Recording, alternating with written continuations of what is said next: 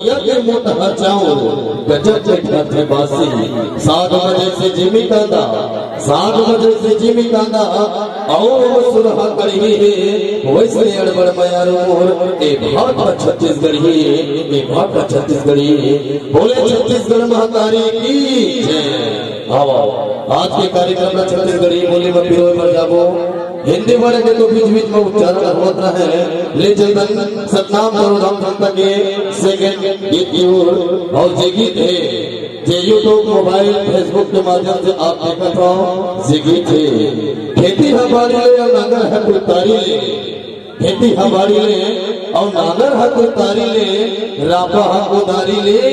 एक रसे से तो श्रीमती टांडेश्वरी जी कहते का बैला हा गाड़ी ले आज चतर वही गाड़ी और बैला सजा के संग माहौल ले जावे और गिरव के मेला देखो के माहौल आज लगे है लेकिन आदरणीय टांडेश्वरी जी की आवाज व संस्था संस्थापक आदरणीय व्यंग्य मास्टर उत्तम टांडेश्वरी जी के सुमधुर आवाज में संतोष रुखमणी जी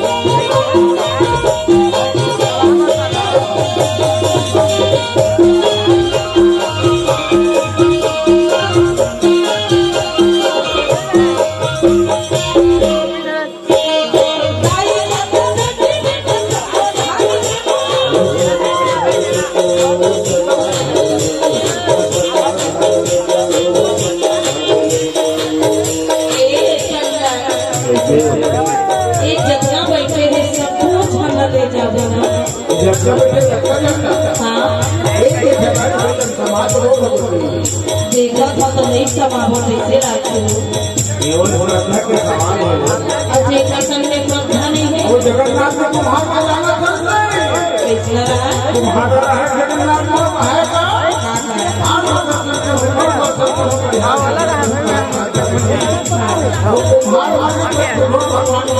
सही बात है।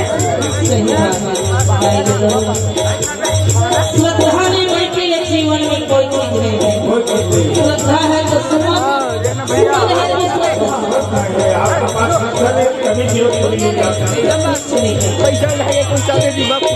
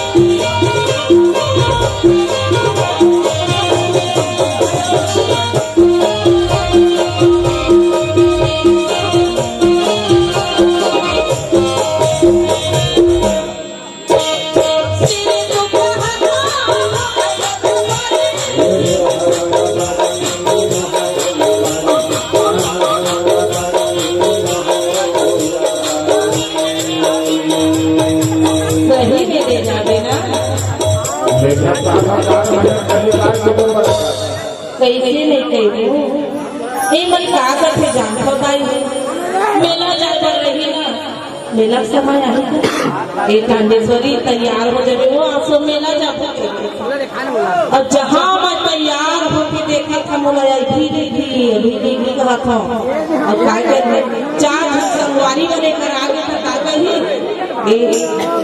कहाँ कांडेश्वरी घर के जाबे आसो चर्चा कमर संग जी घर में आके काय कहा था वो कांडेश्वरी आपको घर जाने वाला साल में चर्च में इस साल में संगवारी संग कोई करेंगे